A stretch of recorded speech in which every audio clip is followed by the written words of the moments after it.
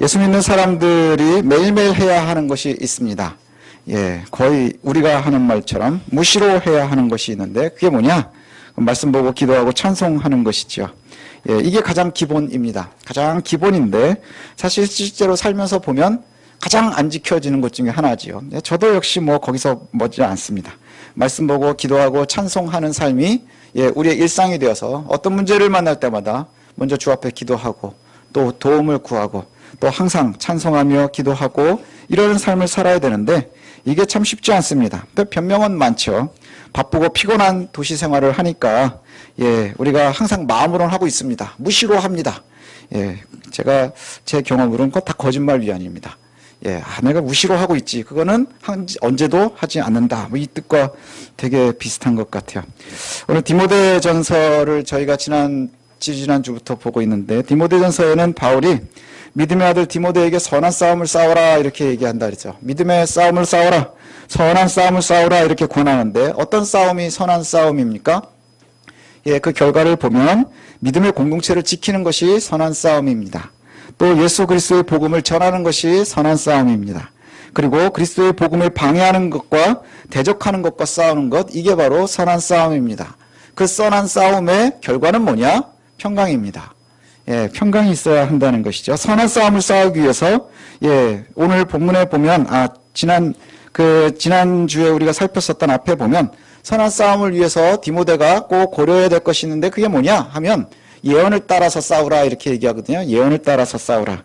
예언이 뭔지는 4장에 나온다고 그랬었죠. 4장의 14절에 보면 예, 내 속에 있는 은사 곧 장로의 회에서 안수받을 때 예언을 통해 받은 것처럼 받은 것을 가볍게 여기지 말라 이렇게 얘기하거든요. 그 얘기는 뭐냐면 디모데가 예, 장로들에게 안수를 받았는데 그때 권면하셨던 말씀이 있을 거예요. 그러니까 그 예언이라는 게 그냥 갑자기 계시처럼 하늘에서 떨어졌었던 그 예언을 말하는 게 아니라 장로들에게 안수를 받을 때 또 우리가 예배 가운데 전해지는 주의 말씀, 그 말씀의 예언을 가지고 너희가 그것을 가볍게 여기지 마라.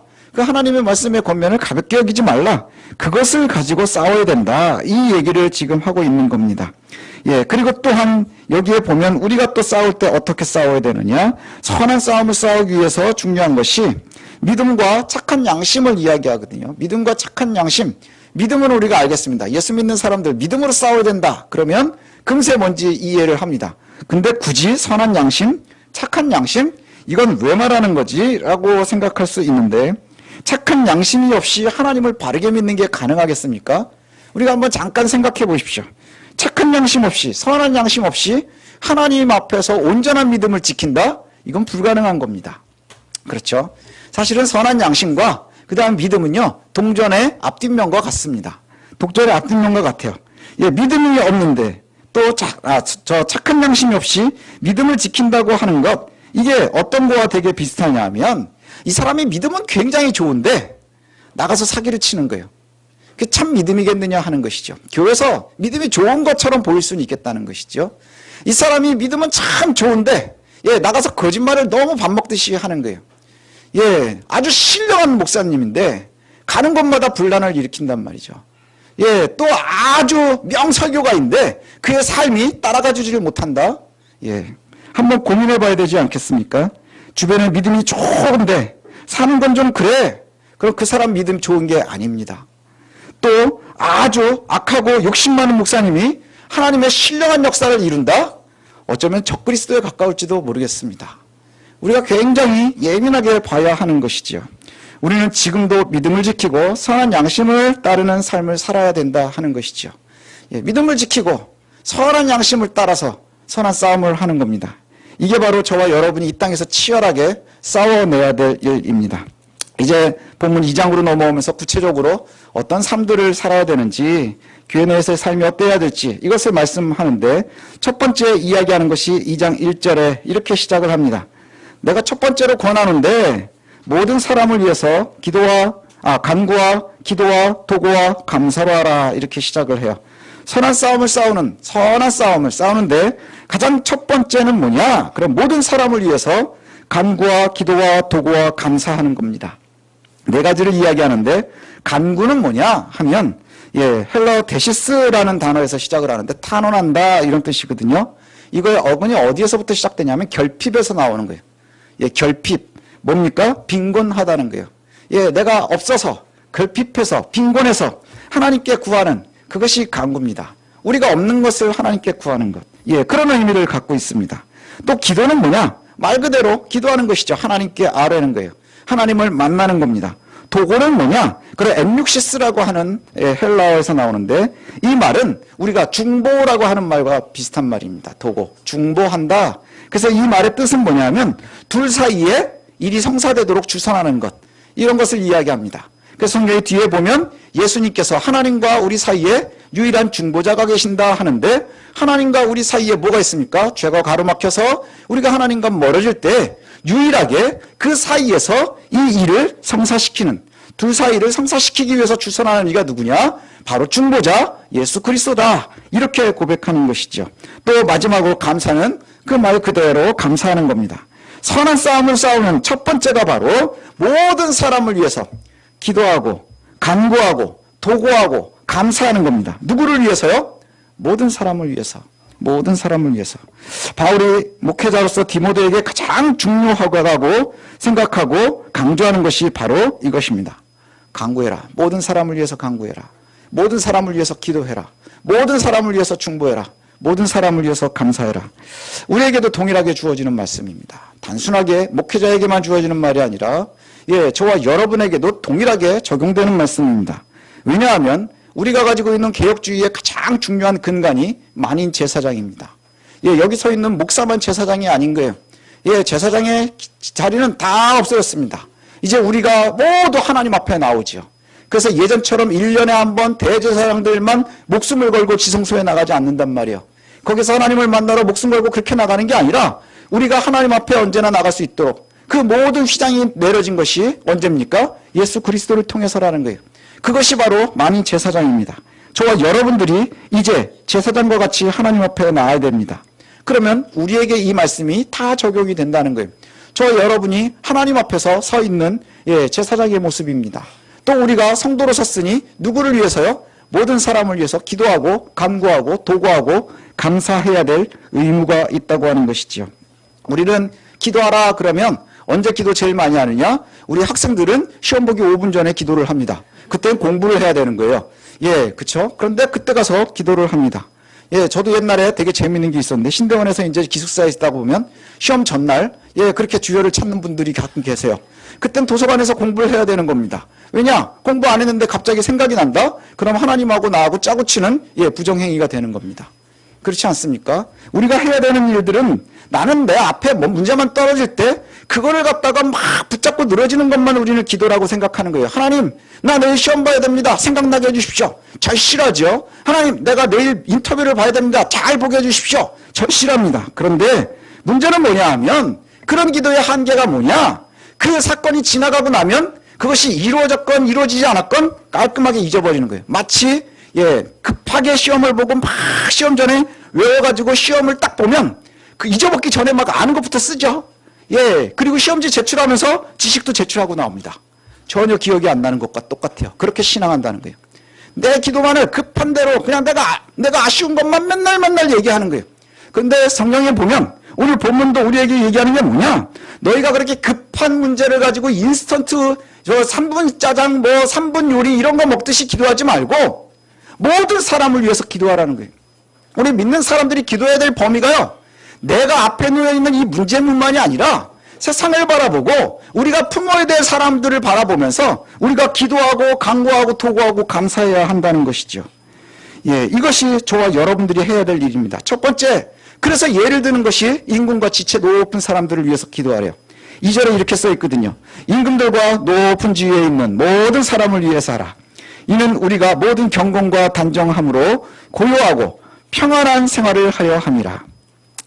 이 말씀들을 갖다 그대로 그냥 이렇게 딱딱 적용하면 이걸 그렇게 생각할 수도 있어요. 야, 이게 대통령을 위해서 기도해야 되고 장관을 위해서 기도해야 되고 내 앞에 있는 사람들을 위해서 기도해야 된다. 여기서 그 당시에는 임금은 바뀌지가 않으니까 임금이 되게 중요하겠죠. 황제가. 그 다음에 지체 높은 사람들, 귀족들이 중요하겠죠. 시대가 신분이 있었던 시대니까. 지금은 어떤 사람들일까요?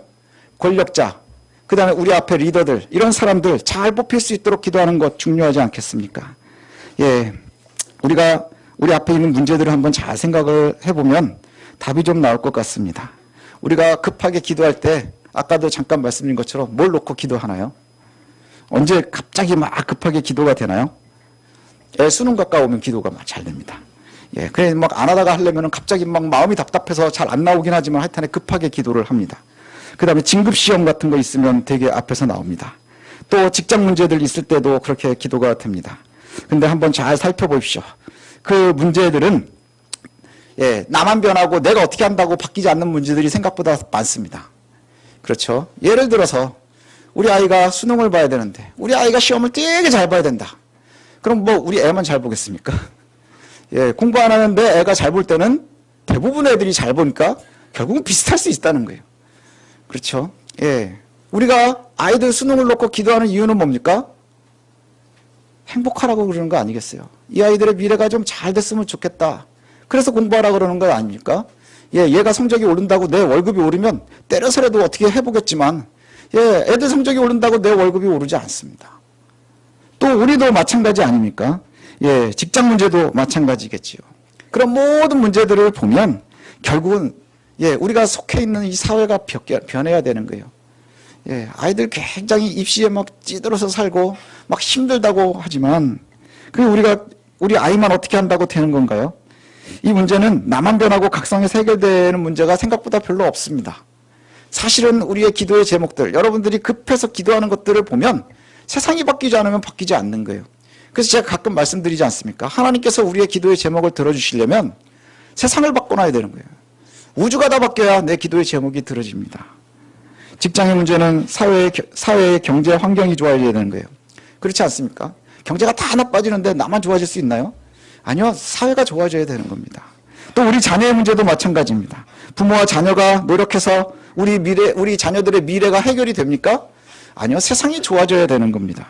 예, 뭐 교육의 기반이 바뀌어야 되고 사회의 제도도 바뀌고 인식도 바뀌고 세상이 바뀌어야 우리 아이들의 미래가 행복해지고 밝아지지 않겠습니까? 그럼 뭘 기도해야 하는 걸까요? 사실은 더 정확하게 얘기하면 나라 민족을 위한 기도가 이루어져야 되는 거예요. 그게 바로 임금들과 높은 지위에 있는 이들을 위해서 기도하라 이렇게 얘기하는 겁니다. 왜 그러냐? 뒤에 나오잖아요. 우리가 모든 경건과 단정함과 고요하고 평안한 생활을 하려 함이라. 당시에는 박해도 있었고 유대인의 박해도 있었고 로마의 박해도 있고 막 이럴 때에 예, 임금들과 지체 높은 사람들이 예수 그리스도를 알게 되면 얼마나 신앙생활을 잘 할 수 있겠습니까? 예, 바로 그런 것들을 이야기하는 겁니다.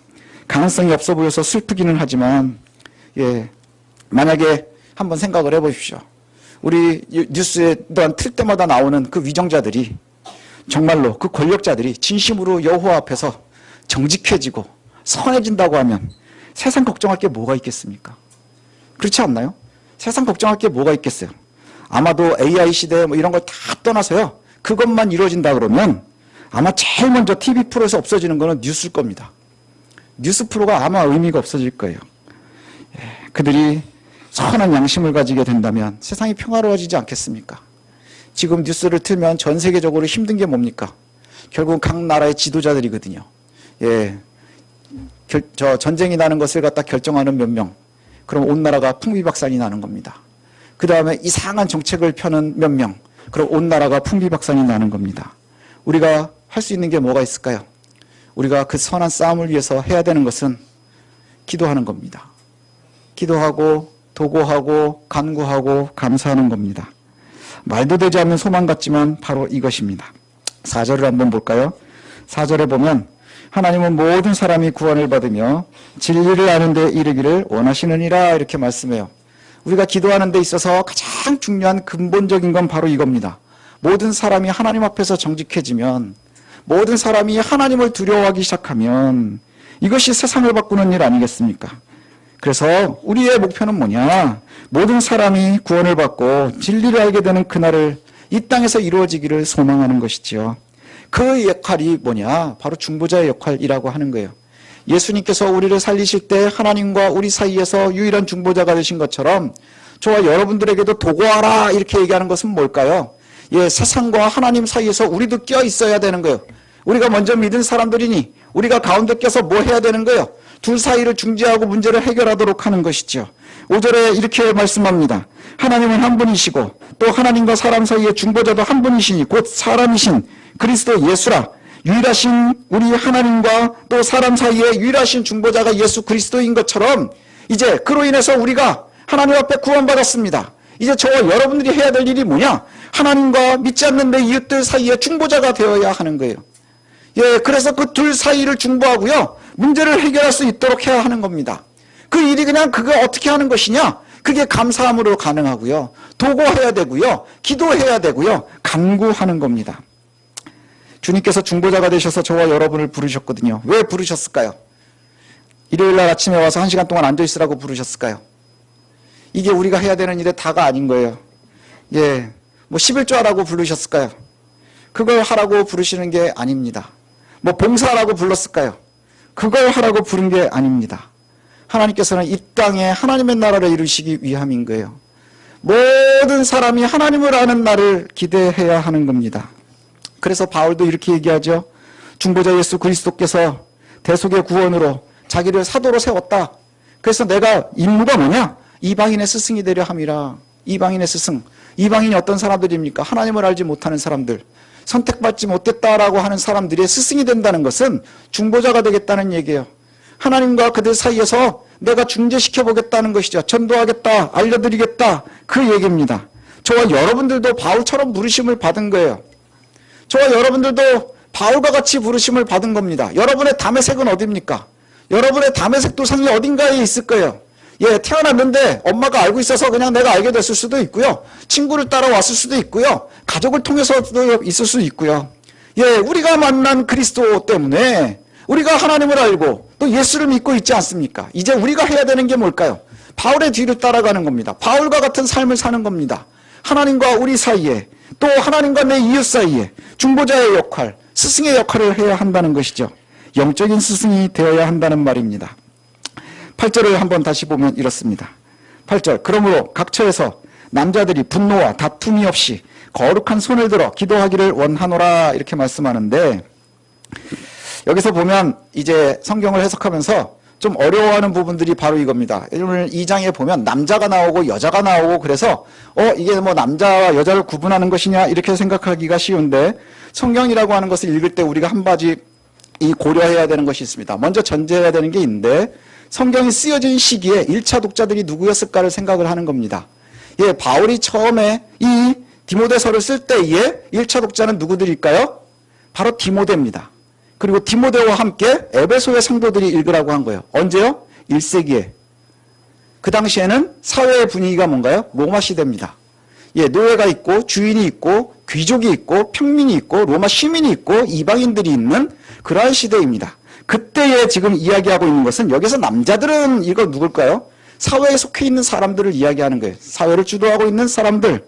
그러면 여기서의 남자는요, 그냥 사람을 이야기하는 겁니다. 사람을 이야기하는 거예요. 그러면 우리에게도 더 동일하게 적용이 되겠죠. 각처에서 우리가 해야 될 일이 뭐냐? 그러면 분노와 다툼이 없이, 분노와 다툼이 아니라 거룩한 손을 들어서 기도해야 되는 게 바로 저와 여러분들의 임무라는 거예요.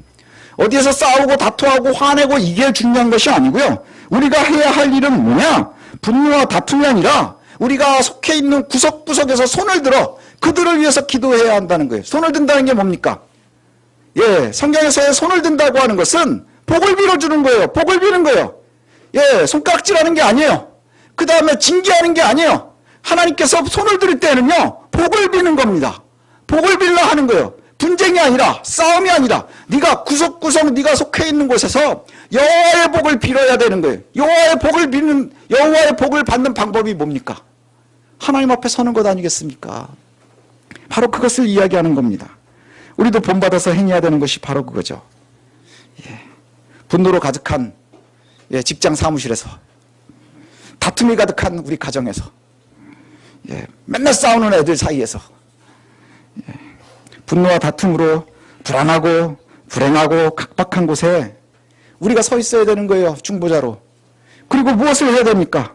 기도하고 간구하고 도고하고 감사해야 되는 게 바로 저와 여러분들의 임무라는 것입니다. 그것 때문에 하나님께서 우리를 부르셨다고 하는 것이죠.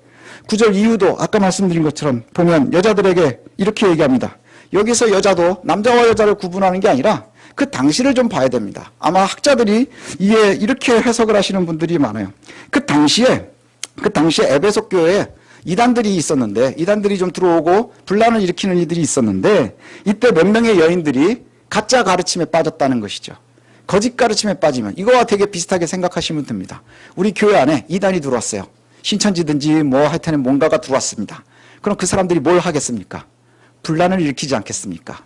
분란을 일으키는데 그 사람들이 사랑과 겸손으로 하겠습니까? 아니요, 뭔가 다르겠죠. 그래서 여기에서 나오는 얘기는 그겁니다. 예, 그 사람들이 나오는데 보니까 세상에 드러나는 것. 예, 분란을 일으키고 자꾸 문제를 일으키는 게 뭐예요? 뭐 엄청나게 고가품 입고 와가지고는 예, 생활하기 힘든 사람들 사이에서 명품 입고 와서 자랑하면서 사람들을 괴롭히는 겁니다. 야, 너도 날 따라오면 이렇게 되지 않겠니? 뭐 이딴 소리 했다는 거 아니겠습니까? 그런 배경을 가지고 있는 거예요. 그래서 여기에 보면 그 여인들이 남자들 앞에서 오만방자하게 막 행했었던 여인들이 있었다는 거예요. 그래서 무조건 여자는 남자들 앞에서 가르치면 안 되고 목소리를 높이면 안 되고 그것은 지금 여기다 딱 문자적으로 적용하면 안 되는 거예요. 예, 그게 아니라 문제가 있었던 사람들이 자꾸 분란을 일으키는 그것 옳지 않다. 그 당시에 에베소의 특수한 상황을 갖다가 우리가 생각해야 되는 거예요. 그래서 바울이 아주 거칠게 권면하고 있는 거예요.